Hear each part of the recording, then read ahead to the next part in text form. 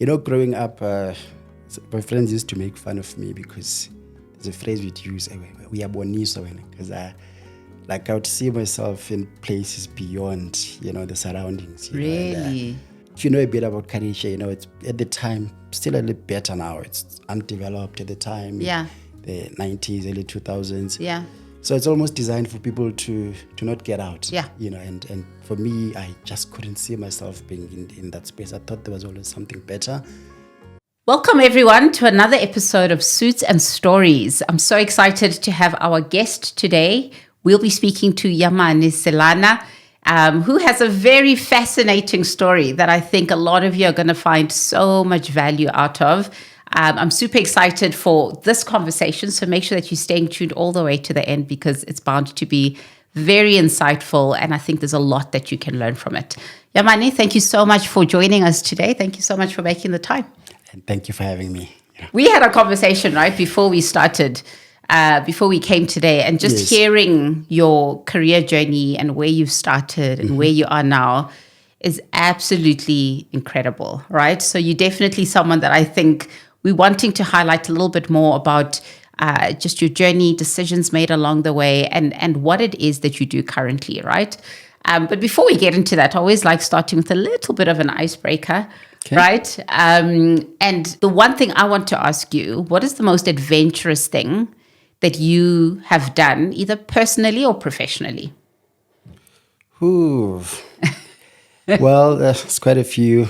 But there's quite a few. This is supposed to be an icebreaker. We're like, the most adventurous. I'm not the most adventurous person. When have you done quite a few? I think I'll stick to the professional ones. Okay. I think we slightly touched on it when we chatted earlier. I think one time I just DM'd a partner of a company in the Middle East. Yeah. Say, my name is Yamani. I'd like to come and work for you. And 3 months later, I was on a flight to Saudi Arabia. No. I left everything that I know, everyone that I know, to a country in a language that I don't speak, largely Muslim country. My goodness. So I don't think they get adventurous as that. No, it doesn't. I've never heard of anyone. Just saw my DM someone in the Middle East. Did they know you before? No, I was just sitting and I felt stuck and bored. And then I saw this, he's a partner at PwC at the time. Yeah. He was based in Dubai. And I said, I do what you guys do. Would you guys consider someone from South Africa? Because what I specialize in is a bit global in nature. So you can work just about everywhere in the world. Yes. It took him a day and said, send your CV to this email.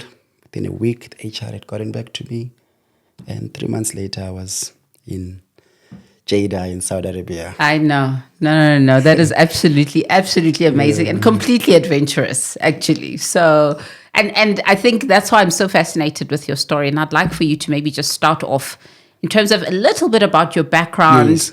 Yes. You mentioned you already touched now that you are doing something that is global in nature in terms of your profession. Yes. Maybe walk us through a little bit of that journey, and then we'll kind of dig into, some of the milestones along the way.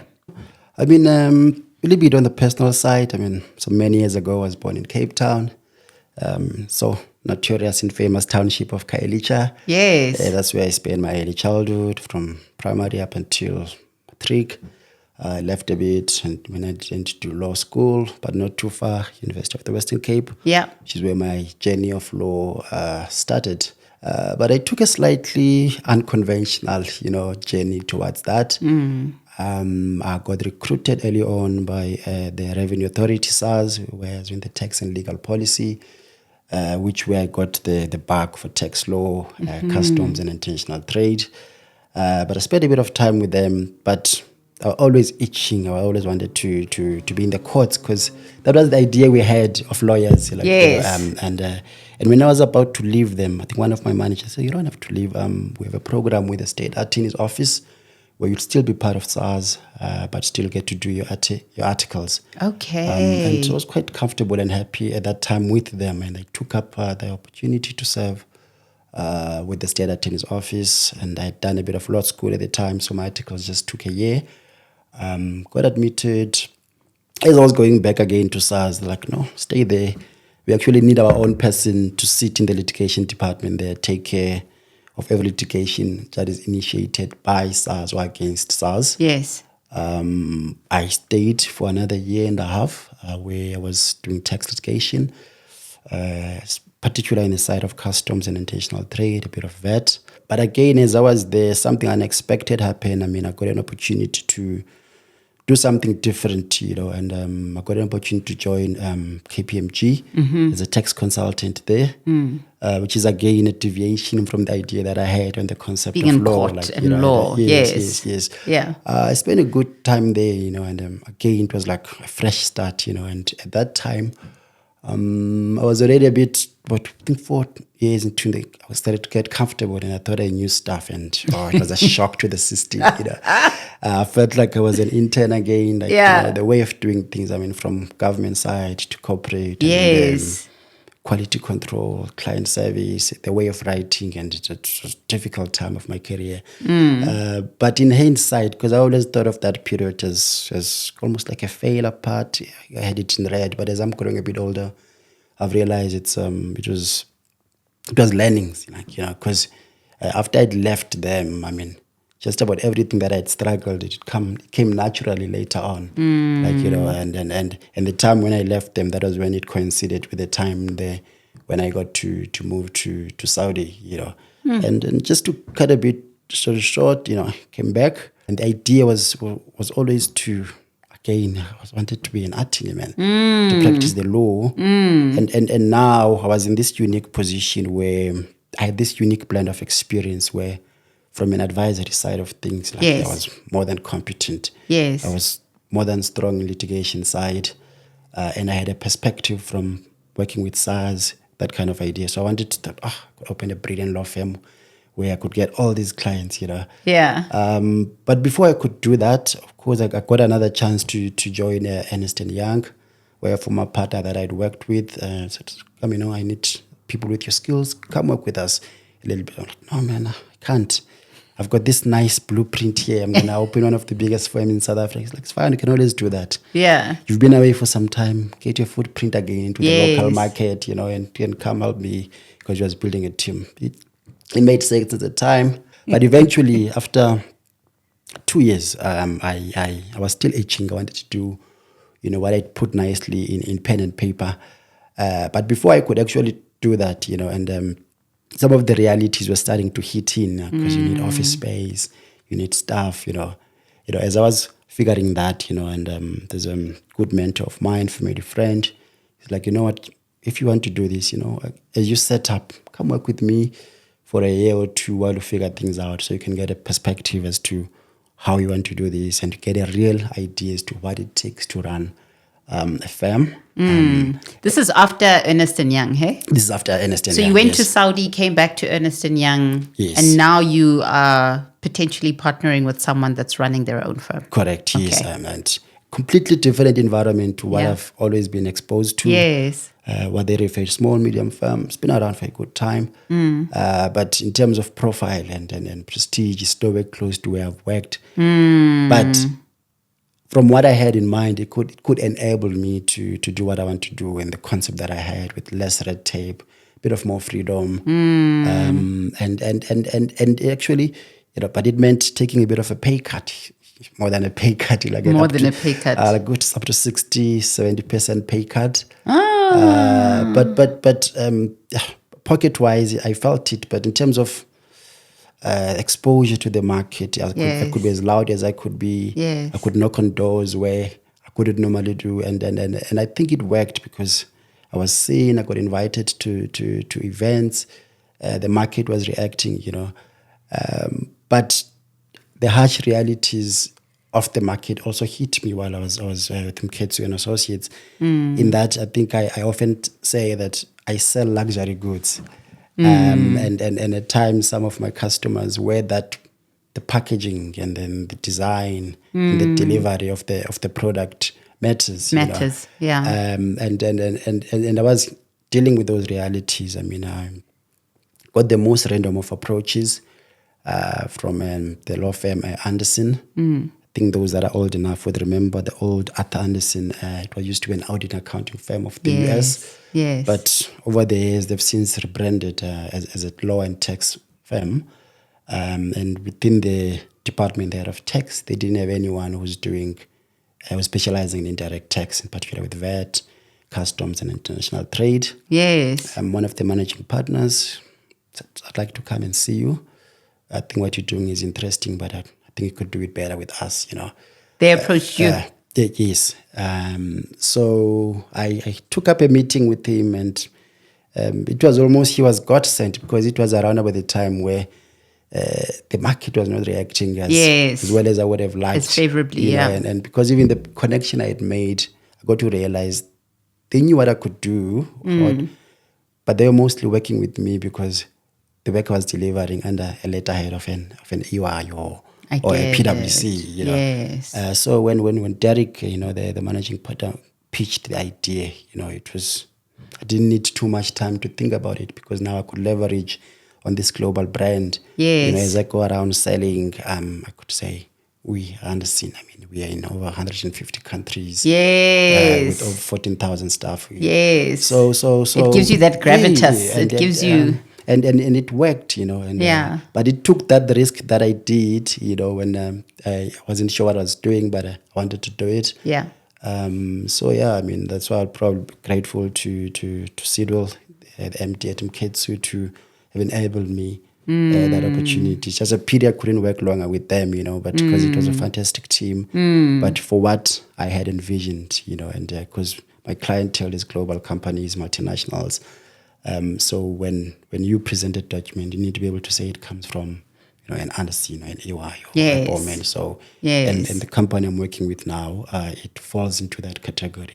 So that's a bit of a mouthful, but that's where I find myself. That's where I find myself now. And so far it feels good. Yes. I want to wake up and go to work. You're enjoying what you're doing now. I mean, I don't even realize when it's knock off time, and it's easy. Sure. Yeah. Yamani, you shared so much, right? I think yes, a mouthful, but so many nuggets that you dropped, so many pieces of insightful moments that I just want to narrow in on a little bit, just with your career journey, right? So you mentioned that you were brought up in KHAYELITSHA. Yes. But you still you wanted to do law. Yes. Right? Tell me a bit more about the motivation behind doing that, because I think so many people sometimes look at the backgrounds and where they come from and the environment they come from, and that for some reason sets boundaries and puts limitations for them mentally, right? What was it about you in that time of your life that made you feel like, no, but I can. It doesn't matter where I come from. It doesn't matter the circuit. I can. Growing up, my friends used to make fun of me because there's a phrase we'd use, we are boniso, because I would see myself in places beyond, the surroundings. Really? Because if you know a bit about KHAYELITSHA, it's at the time still a little better now. It's undeveloped at the time. Yeah.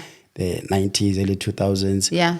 So it's almost designed for people to not get out. Yeah. And for me, I just couldn't see myself being in that space. I thought there was always something better. And the love of law, or the choice of law, it's a bit funny because I think in the late 90s, there was a TV drama series, it was called Unyana Womtu. But there was just this advocate who went far and beyond for his client, I think Bantuzatu, I think the guy was. But I was looking at this guy, I'm like, he went all out. I was like, I'd like to do that, Of course, I've not gone to maybe the criminal space or human rights space, but that's where the bug came from. Even then, it was just a childhood vision. But then I always positioned myself into spaces where I could achieve that. I took school seriously, and got enough grades to be accepted at university. So I always looked around me, and because we're surrounded by a bit of crime, abundance of drugs and alcohol. But I thought this can't be for me, and I always worked towards that, and I always associated myself with people that were better than me. They wouldn't even know, so I could look from afar. Okay, that person is doing this, and he looks like he's doing well, and whenever I could, I would emulate them, So yeah. So most of my role models were not people from far away, like in the community. Yes. So I would copy, emulate, if you could use the word. And it did also help having a strong mother. Yeah. I couldn't get out of line much. I missed out on a lot of the naughty stuff because she was quite strong, and Hey, it we need frustrated them. me at those times because, because we used to use the lights of the street. If those Yes. lights get on and you're not at Yes. home, Then you better be home. yeah, so it was a combination of all those factors, and self-drive and a bit of a strong parent. Yeah. And wanting better, Wanting better for Yeah, yourself. yeah. Wanting better for yourself. I love that. Because I think with some of the guests that I have spoken to that come from those kinds of environments, it's an internal decision, right? To say that I want something bigger for myself. I want a better life for myself. And I know I can achieve it. You spoke about how well you did at school. You took school seriously. Yes. And you only do that if you know you want better for yourself, right? Absolutely. Yeah. And there's not many professionals around the areas that we grow up on. And so there's not many people to look up to. Yes. I think I was the first in my family to go to law school. So those kind of things. And also I was a bit lazy in terms of hard manual labor. Yeah. So my mom, you always say, you better study. You better study. Because I didn't enjoy the normal Yeah. chores that you would have. So I Yes. think it worked out well for me because I still am that lazy in terms of the hardcore. Yes. Yeah, but when it comes to my work, You love I it. roll up and I go all out. And you yeah. go all out. Yeah. I love that. And one pivotal moment that you spoke about also is just around, so you were at SARS for some time. Yes. They gave you an opportunity to go off for a year to complete your articles, Correct, come yes. back. And then you spoke about the transition, right? Moving from SARS and then going into private sector Yes. as in KPMG, right? Correct, yes. And you said that you felt like a fish out of water. Like you felt like you were just starting from scratch. You're an intern all over again. No, that was hard. Tell me a little bit more about that transition for you and what it meant to almost stick it through. Because I can imagine there's some level of imposter syndrome that you might have gone through that could have stopped you Yes. from progressing, right? Absolutely. I mean, and by the time I joined them, I'd gotten almost this superstar status where I was working because I was relatively junior attorney, but they had confidence enough to still not stay. We'll brief you through the state attorney. So now they get to KPMG. I feel like I'm the man. This is going to be the next step now. Oh, man. You would write a document, you feel like it's the best you've ever written. It Yes. comes back scribbled and Hey, take this back. red and pen. What is this? But it was for a good cause because you speak of the imposter syndrome. You get to a space where you feel like, now, am I even good enough to be here? And you question yourself, and it plays with your mind. And sometimes there's things that happen in the office where you're not even sure whether to raise them or to stand up for yourself. As you mentioned, in some of the places that we come from, now you're on this big four company, top four company in the world. And you find yourself so grateful to be in that space. And sometimes you accept things that you should not be accepting. Yeah. But Yeah. I think what helped me to overcome it, initially I had no idea what was happening. But I think once I noted it, because it's an ongoing thing, I realized that this is one of the biggest companies in the whole world. And they chose me to come and work for them. That's right. Every day they get applications. That's right. And when they picked me, and they knew the level of experience that I had. Yeah.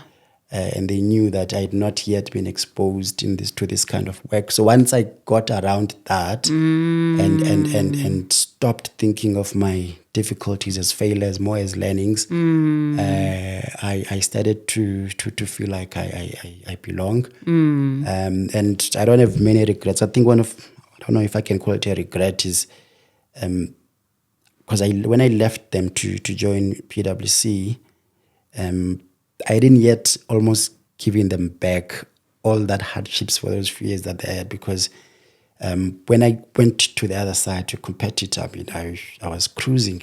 And then I realized all the difficulties that I was having over the last few years. That's right. Had been preparing me to be this better attorney now, be better advisor, and even better man. It was just unfortunate that they couldn't rip that, you know. And, Yes. but yeah, I mean, those are the realities. So I think to any other young person joining those kind of spaces, I mean,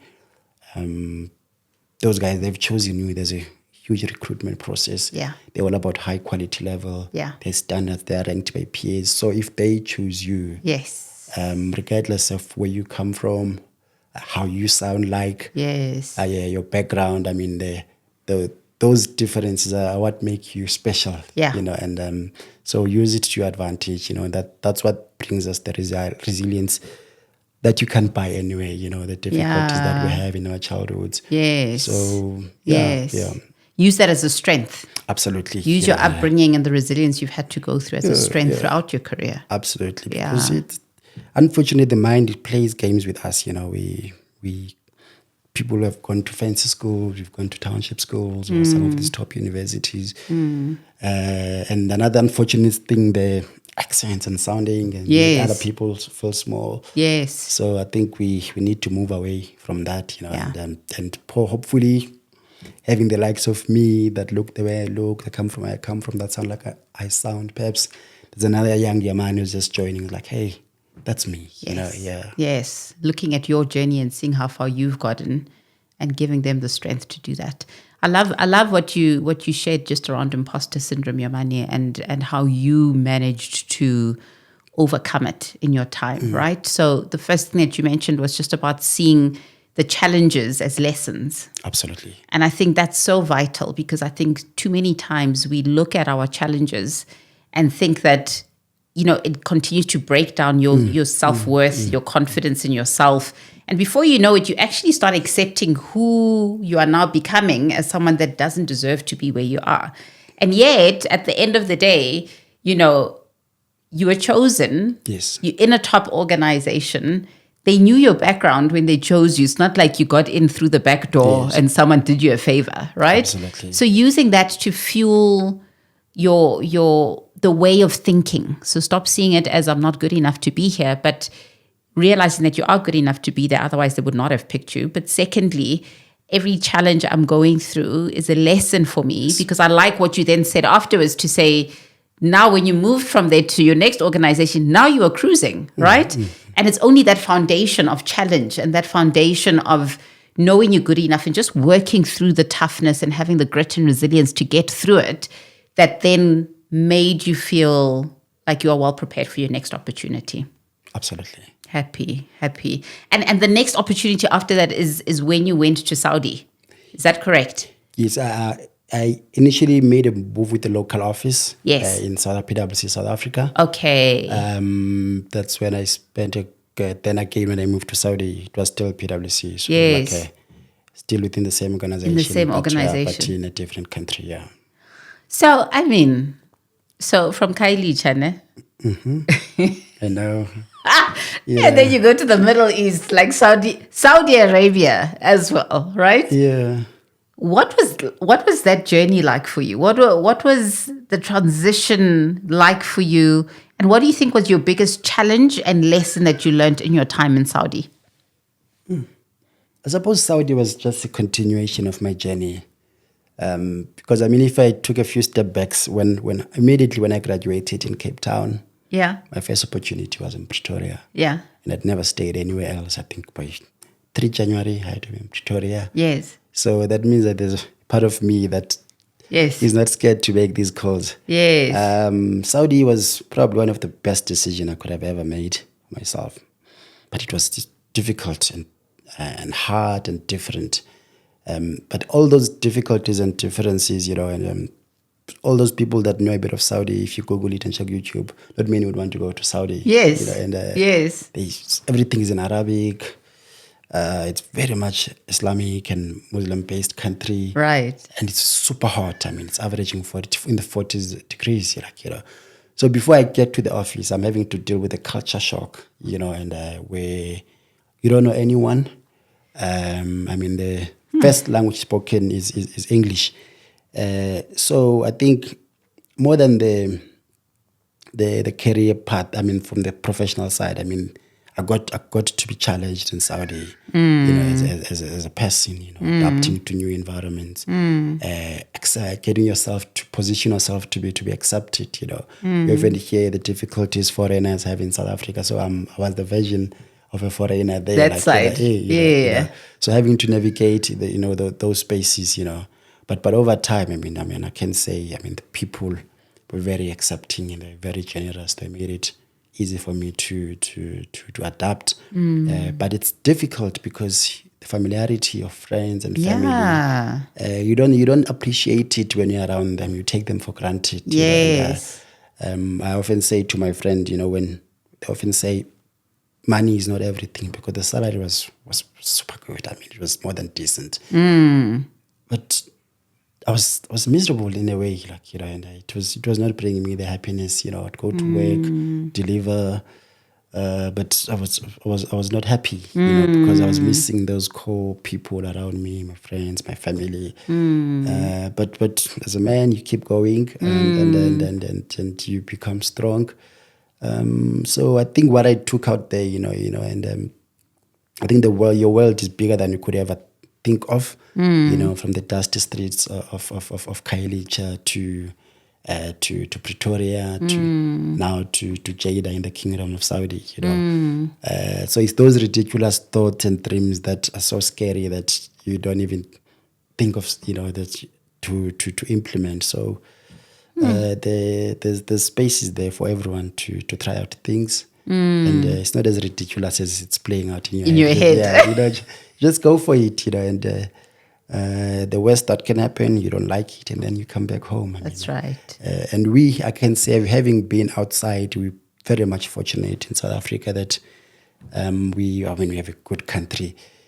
Because I remember when I was leaving, I had met some friends from Sri Lanka and India. They couldn't believe that, what, you're going back? But in my mind, I knew that there's something comparable that I could go back to, you know, and in terms of professional space. And when you get into the right channels, even the pay is not that bad. So I could come back, you know, and I think around over the COVID time, things were a bit different, struggled a bit, and there was a lot of uncertainty. So that's when I came back. It's been a good 2 years, if I remember correctly. Yeah. Okay. Yeah. I mean, talk about taking a risk, right? And stepping out of your comfort zone, because that really just seems so different and foreign.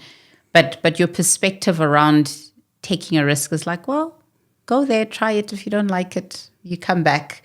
Like, you haven't lost anything in the process, right? But you've actually gained a lot. Absolutely. I mean, it's I'm still reaping that experience now. I mean, it gives me a confidence, you know, when I'm sitting in boardrooms with some CFOs and CEOs presenting, because I've sat in even bigger boardrooms, you know, in bigger deals in another part of the world.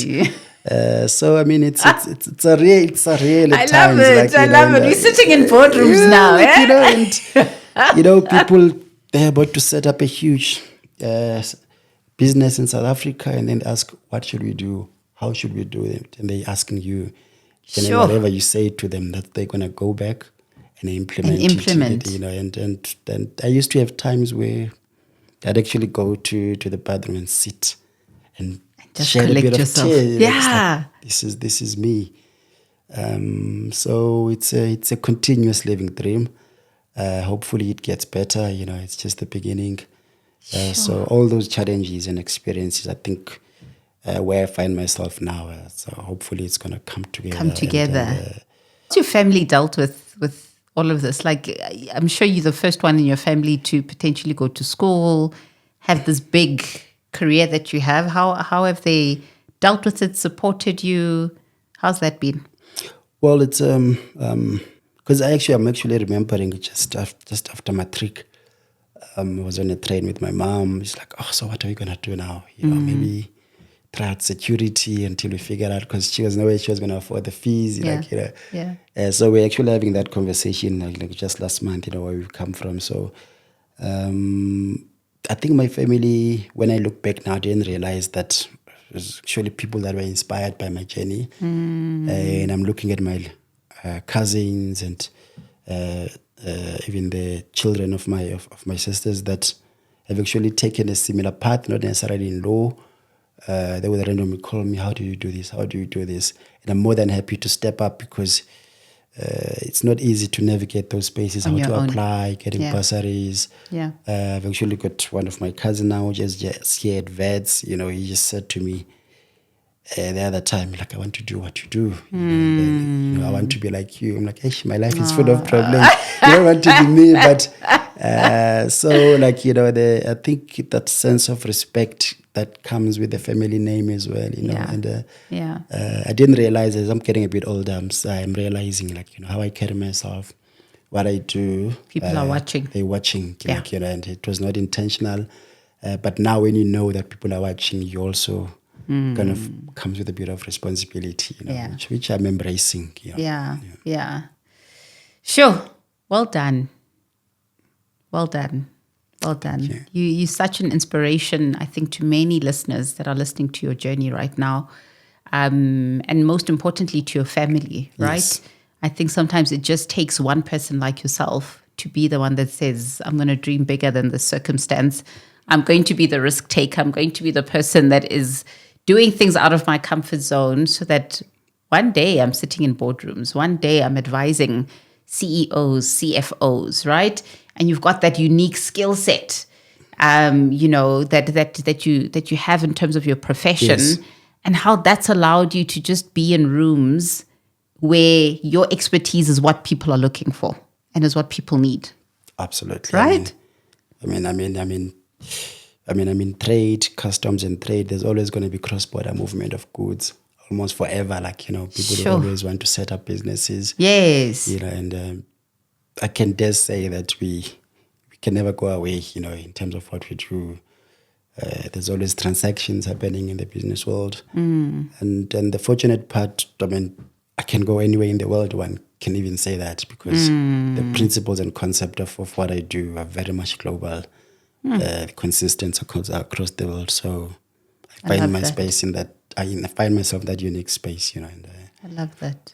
I love that. Can't even believe I'm talking like, because I used to remember there was a time where I could never give myself praise like that, because of over the last year or two, I just realized that I'm actually good at what I do, and there's not a many of us that do what I do at the level that I do it, and so I'm embracing that. So I hoping to make the most of it. No, I love that. Yamani. Sure. Thank you so much for sharing your journey. I think there's so many other nuggets that, or there's so many other aspects of your career that I wanted us to unpack. But I know time is not always on our sides when we are doing these things. So I think in just closing and wrapping up, you mentioned that at some point you were making a lot of money, more than decent, but it still wasn't scratching the itch of the legal side, right? That you wanted to do more of.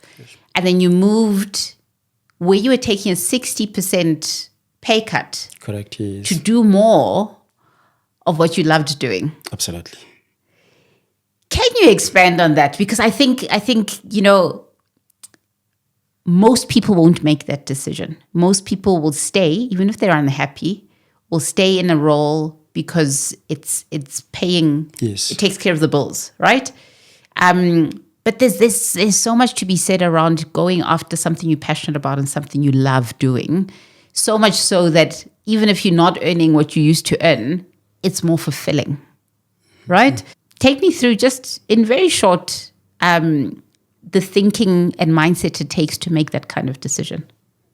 I think overall it was also a health decision, because I got to a point, because this is something I've always wanted. I had a whole blueprint. I've said how I'm gonna do it, and where I was at the time, I felt suffocated, I couldn't do practice law the way that I thought it should be practiced. Yes. Practice a lot of red tape, a lot of petitioning. Yeah. And it was not even been about being treated badly, but that's how things worked in that space. Yes. and I was just unhappy, you know, and of course, I mean, you can't say money is not everything, you know, in the world we live in, you know, things are expensive. Yeah. But I believed so much in what I had, in the concept that I had, that I thought it could work.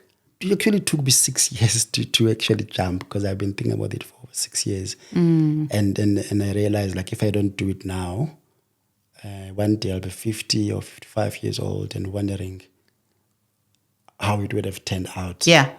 And I couldn't live with that thought. Like, it's like, you know, I'm still relatively young. Let me give it a shot.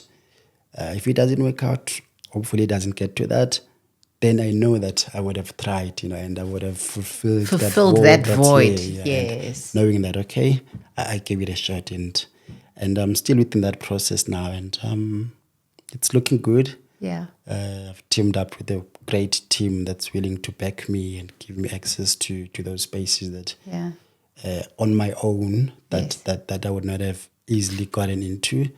I'm starting to, my messages, I responded to more now, you know, with that email, or when I say, hey, we're Anderson, this is what we do.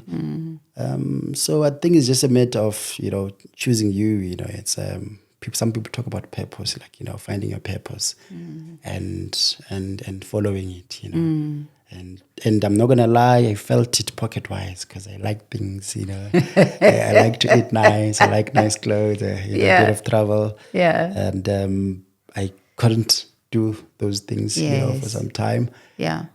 But if you believe, you know, in your concept and you put in the work, trusting the process, there's definitely something out there for everyone.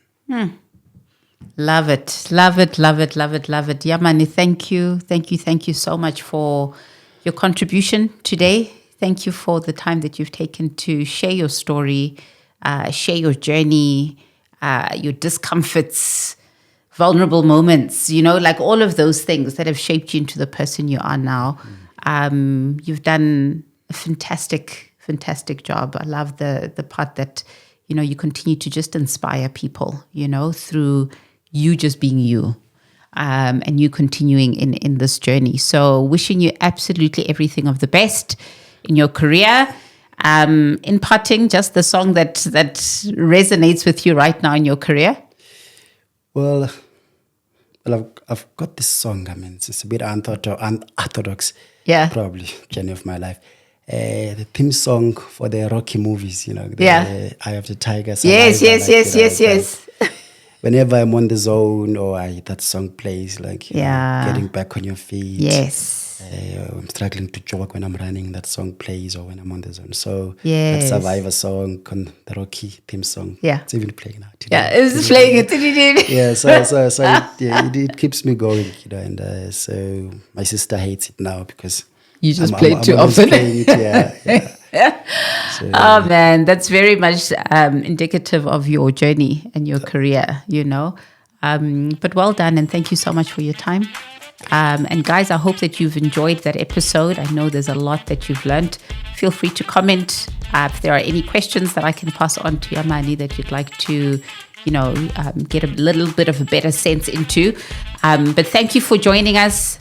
We'll see you next time on the next episode of Suits and Stories.